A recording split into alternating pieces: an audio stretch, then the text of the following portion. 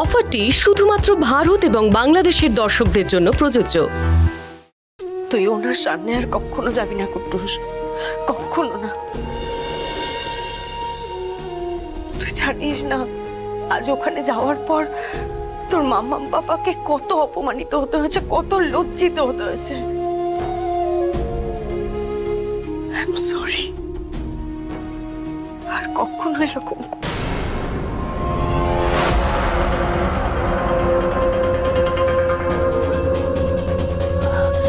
কি জ্বরে তো গাটা পুড়ে যাচ্ছে একদম। সোম, সোম, সোম, তাড়াতাড়ি এসো। সোম, কি হয়েছে মা? সোম, কুট্টুসের গায়ে প্রচুর জ্বর। কি বলছো তুমি? দেখি। হ্যাঁ, ওর গা তো খুব গরম। আমার মনে হয় এত কান্নাকাটি করেছে বলে ওর জ্বর চলে এসেছে। কান্নাকাটি করেছে বলে এত জ্বর? না না, আমার ঠিক লাগছে না। সোম, ওকে নিয়ে এক্ষুনি ডক্টরের কাছে যেতে হবে। সোম, কি করছোটা কি? শান্ত হও।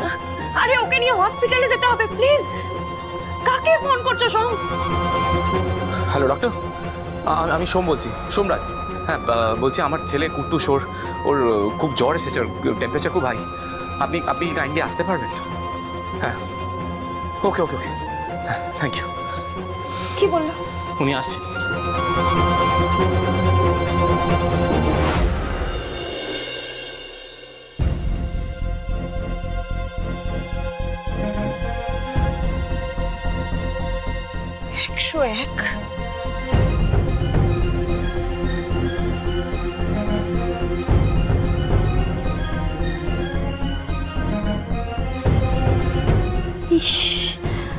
জ্বর তো সমানে বেড়েই চলেছে। এইভাবে কেউ বাচ্চাকে বকে?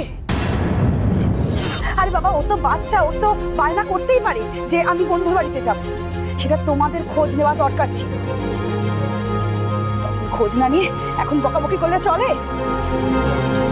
আগে খোঁজ নিয়ে এরকম সমস্যাই হতো না। আরে বাবা, তোমরা তো ভুলিয়ে ভালে কিছু একটা বলতে পারতে, তাহলে তো মানতো।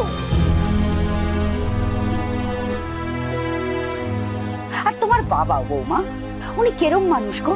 ওনার এত রাগ কিসে? কি না তুমি পছন্দ করে বিয়ে করেছো? আরে বাবা, এখন তো ঘরে ঘরে আকছার এটা হয়েই আছে। তা কটা বাবা রাগ করে বসে আছে বলো তো?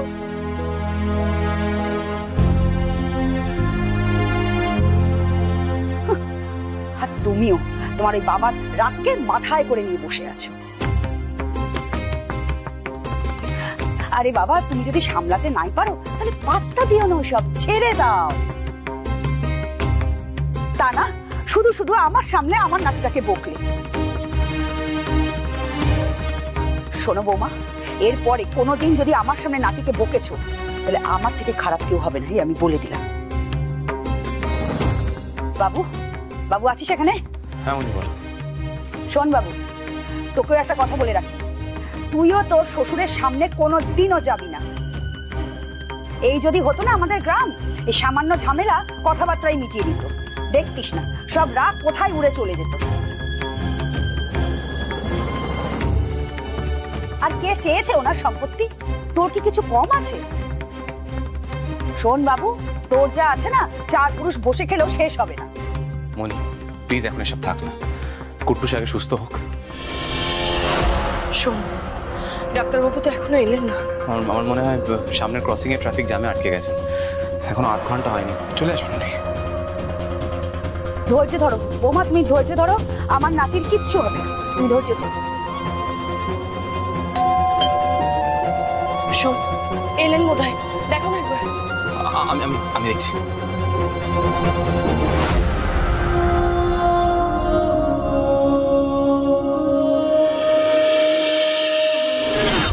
ডক্টর আসুন প্লিজ, প্লিজ ওকে দেখুন, ওর গা বেশ গরম। একবার জ্বরটা মেপেছিলেন? হ্যাঁ, 101 জ্বর।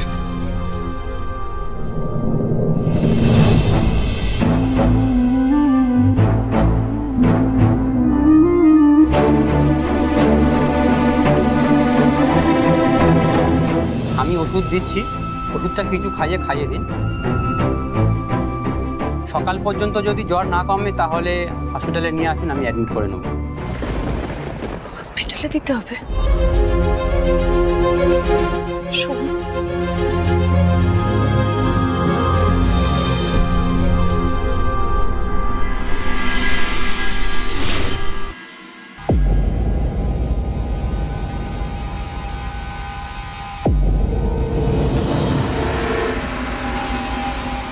বলছি স্যার সকালে টিফিন করেছে? না গো, আমি দিতে গেছিলাম কিন্তু খেলো না। খুব আপসেট মনে হচ্ছে জানো তো, রুমে চুপচাপ একা বসে আছে। কুশ কোথায়? হ্যাঁ বাবা বলো। সরো। হ্যাঁ বলছি তুমি সকাল থেকে স্যারের সঙ্গে কথা বলেছো কোনো? ধুস, দুবার চেষ্টা করেছি, বুড়ো কোনো কথাই বলছে না। আমার কিন্তু খুব টেনশন হচ্ছে। বুড়ো যে হারে কষ্ট পাচ্ছে, এবার না দুম করে মেয়েকে ডেকে ক্ষমা টমা চেয়ে বসে। এক্স্যাক্টলি, আমারও এই টেনশনটাই হচ্ছে জানো তো। মানে আউট অফ গিল্ট ফিলিং যদি উনি একটা এরকম স্টেপ নেন, তাহলে তো আমাদের এত বছরের পরিশ্রম পুরোটাই জলে যাবে। বাবা বাবা এবার কি করবে? না না, টেনশন করার মতো কিছু নেই, টেনশন করো না। কারণ এই বুড়োকে আমি খুব ভালোভাবে চিনি, এত বছর ধরে দেখছি তো, এত টেনশন করার মতো কিছু নেই। আসলে লোকটার মুখ দেখে তুমি বুঝতে পারবে না যে ওর মনে কি আছে, মানে মন কি বলছে। যাকে আমি নিজে বরং যাই, গিয়ে ওনার সঙ্গে কথা বলি, দেখি উনি কি ভাবছে, তারপরে প্ল্যানটা না হয় তারপরেই করা যাবে। কি বল?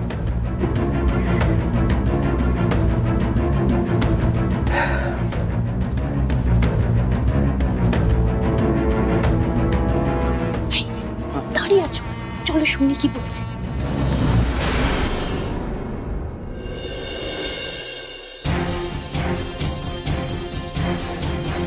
সোম, জ্বরটা তো একদম কমছে না, আমার খুব ভয় লাগছে। 6 ঘন্টার গ্যাপে তোকে ওষুধ খাওয়াতে বলেছিল। 5 ঘন্টা আগে ওকে ফার্স্ট ডোজ দিয়েছিলাম, আরেকটা ডোজ 1 ঘন্টা পর দেবো। তারপরে যদি জ্বর না কমে তাহলে ডক্টরবাবুকে বলে ওকে হসপিটালে নিয়ে যেতে হবে। সবটা আমার জন্য হয়েছে, সবটা আমার দোষ। ইমন প্লিজ ভেঙে পড়ো না, স্ট্রং হও। দেখো যা হওয়ার হয়ে গেছে, কিন্তু এবার থেকে আমাদের খেয়াল রাখতে হবে কুট্টুস যেন ওনার সাথে দেখা না করতে পারে। শোন, আমি আর ওকে ড্রয়িং ক্লাসে পাঠাবো না। আর শোনো, তুমি তোমার ফোন একদম ওর হাতে দেবে না। ও তোমার ফোন থেকেই বাবাকে ফোন করে। বাবা যদি একবার জানতে পারে ও আমাদের ছেলে, তাহলে ভালো মন্দ জানাই তাই বলতে পারে। ইমন ইমন ইমন আমার কথা শোনো। আর কুট্টুসকে কিছু উল্টোপাল্টা বললে আমি সহ্য করতে পারবো না। ইমন আমার কথা শোনো। দেখো এবার থেকে আমাদের খেয়াল রাখতে হবে কুট্টুস যেন ওনার সাথে দেখা না করতে পারে, এটাই মেইন থিং। আর হইলো কুট্টুসের জ্বর, তো বাচ্চাদের এরকম জ্বর হয়ে থাকে, তুমি দেখবে আমাদের কুট্টুস 2 দিনে একদম ঠিক হয়ে যাবে, একদম ঠিক। তাই জন্য হয়। শোন, আমি একটু আসবো? হ্যাঁ আসুন না।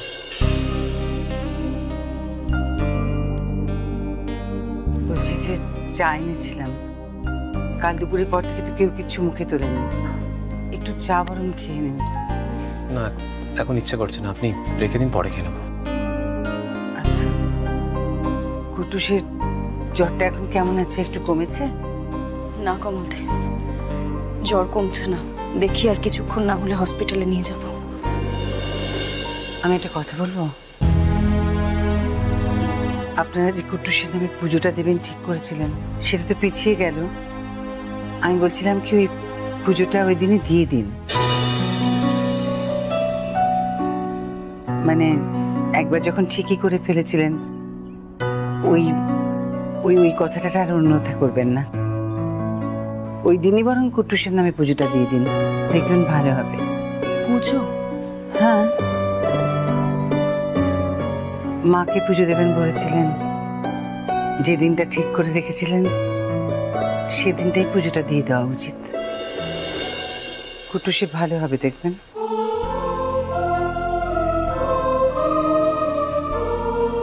কিন্তু কমলদি, এখন আমায় কি করতে হবে কুট্টুসের জন্য বলুন না।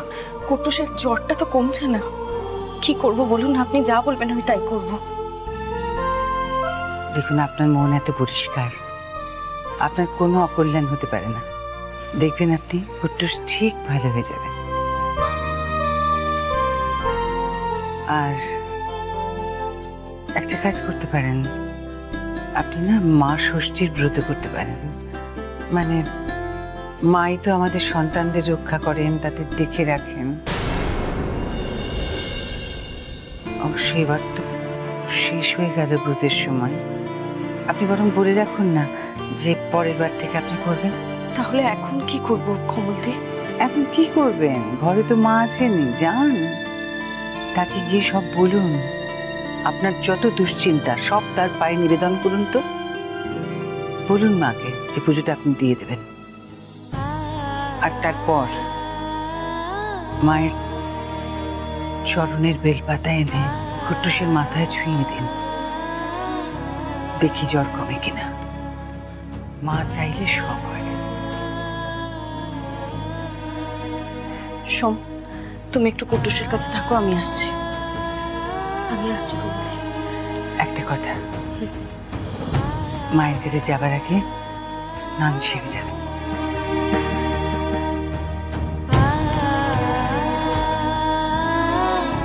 কমলদি বলছি একটু পাস করবেন বাটিটা। আপনাকে ঝটপটে দিতে হবে না, আমি দিয়ে দিচ্ছি, আপনি বসুন। না না, আমি করে নেব। না না, জলপটি শুধু ওইভাবে দিলে হয় না, জানেন তো। জলপটি দেওয়ার সঙ্গে সঙ্গে একটু ঘাড়ে টাড়েও ঠান্ডা জলের হাত বুলিয়ে দিতে হয়। আরো ভালো হয় যদি একটু স্নান করিয়ে দেওয়া যেত।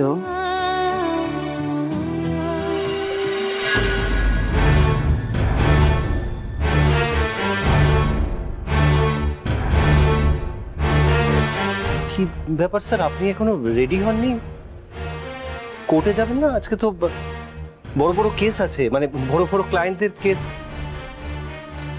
শুনলাম সকালে নাকি আপনি ব্রেকফাস্টও করেননি। ওরু আপনার জন্য চিন্তা করছে। আপনি এভাবে যদি খালি পেটে থাকেন তাহলে দাঁড়ান, আমি ওরুকে বলি খাবারটা দিয়ে যেতে। না না, লাগবে না। উনি মনটা ভালো নেই আজকে, আমি কোর্টে যাব না। আর কুস্তকে ডাকো তো। হ্যাঁ ডাকছি। কুশ, কুশ একবার ভেতরে এসো তো, স্যার ডাকছেন। হ্যাঁ আসছি।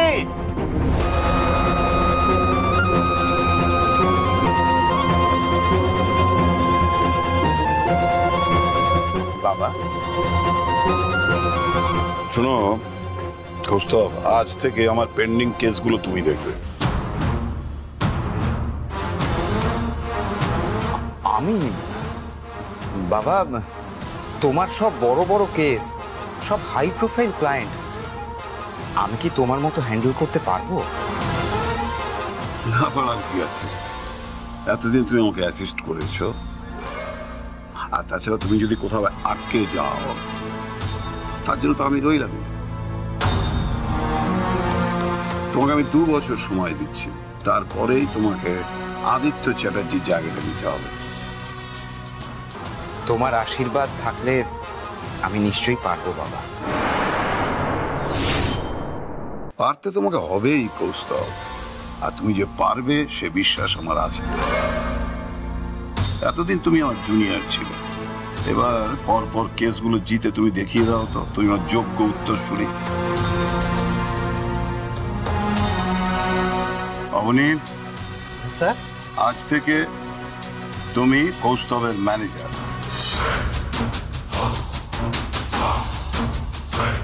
আজ থেকে আমার আর ওর মধ্যে কোনো ফারাক নেই, আমিও যা ও তাই। তাহলে স্যার কুশকে আমি আজ থেকে স্যার বলেই ডাকি। ওকে কেসের ব্রিফ দিয়ে দাও, এক্ষুনি বেরোতে হবে। বড় বড় 3টে কেসের ডেট পড়েছে। আমি ওকে সব দিয়ে দিচ্ছি। বাবা আসি তাহলে। কৌস্তব বাবা,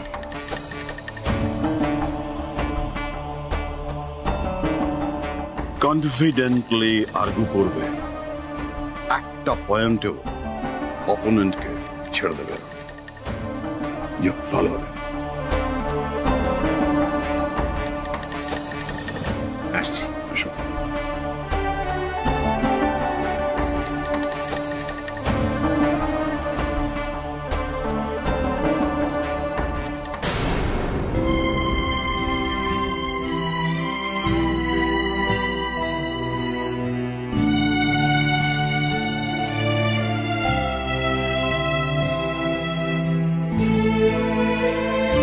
মাগো, তুমি তো জানো আমি কালী মন্দিরে গিয়ে তোমার পুজো দিতাম, কিন্তু মনির চোখের অপারেশন, ডাক্তারের দেওয়া ইনস্ট্রাকশন সব মিলিয়ে পুজোর দিনটা কেমন পিছিয়ে গেল। আর আমি চাইনি কুট্টুসের ঠাম্মি দাদাইকে ছাড়া কুট্টুসকে নিয়ে একা গিয়ে তোমায় পুজো দিতে, কিন্তু এতে তো আমার দোষ হয়েছে বলো? কুট্টুসের তো কোনো দোষ নেই। তুমি দয়া করে ওর দোষ ধরো না। তোমার যা শাস্তি দেওয়ার তুমি আমাকে দাও।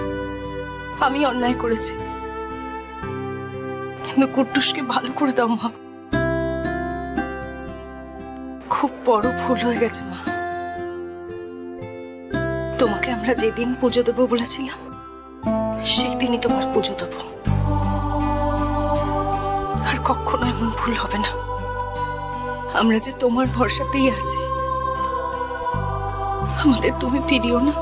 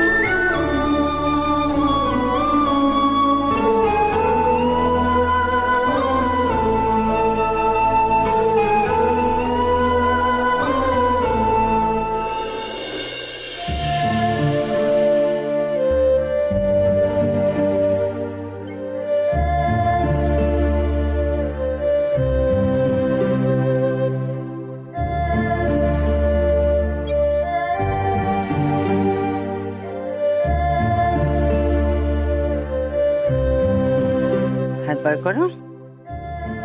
এই তো, এই তো, লক্ষ্মী ছেলে, লক্ষ্মী ছেলে। না, শুয়ে পড়ো, শুয়ে পড়ো দেখি। এই তো, এক্ষুনি জ্বর টর দেখা না, সব কমে যাবে। লক্ষ্মী ছেলে।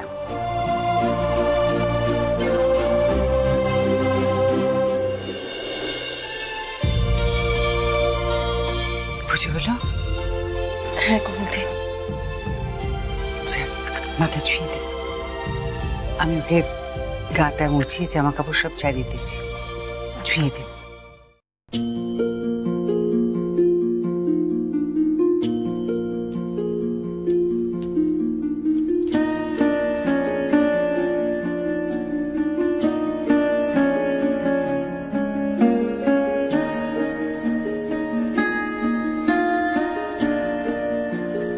মা আছেন, দেখবেন এবার কুট্টুস ঠিক ভালো হয়ে যাবে। দেখুন না গায়ে হাত দিয়ে এখনই জ্বর কতটা কম।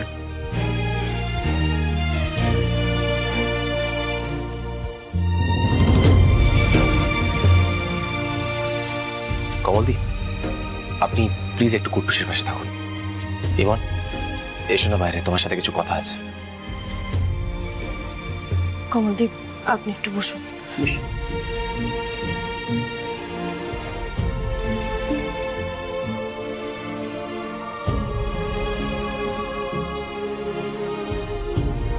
কি হচ্ছে সোম? সোম এখানে কেন নিয়ে এলে? আমার খিদে পাইনি এখনো। তুমি আগে বসো। বসো। ইমন, কাল দুপুর থেকে তুমি কিচ্ছু খাওনি, এক বিন্দু জলও মুখে চাওনি। আমার একটা কথা বলো, তুমি কিচ্ছু না খেলে কি কুট্টুসের জ্বর কমে যাবে? কমবে না তো? ভেবে দেখো, একই কুট্টুসের শরীর খারাপ, তারপর যদি তোমার শরীর খারাপ হয়ে যায় তাহলে আমায় কে দেখবে, তাই না? তাই চুপ করে একটু খেয়ে নাও। সে তো কাল থেকে তুমিও কিছু খাওনি শোন। তোমার কিচ্ছু হয় না বুঝি? আমার এখন খিদে পাইনি, আমি স্নানটা করে আসি তারপর খেয়ে নেবো। তুমি আগে খেয়ে নাও। সে ঠিক আছে, কিন্তু আমি এত খাবার খেতে পারবো না। খেয়ে নাও এখন।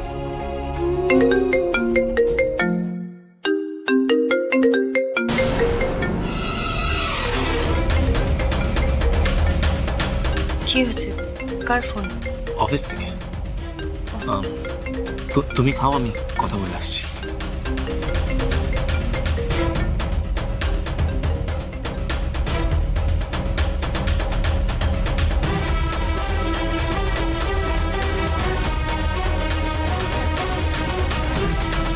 হ্যালো। হ্যালো, আমি অ্যাডভোকেট আদিত্য চ্যাটার্জি কথা বলছি।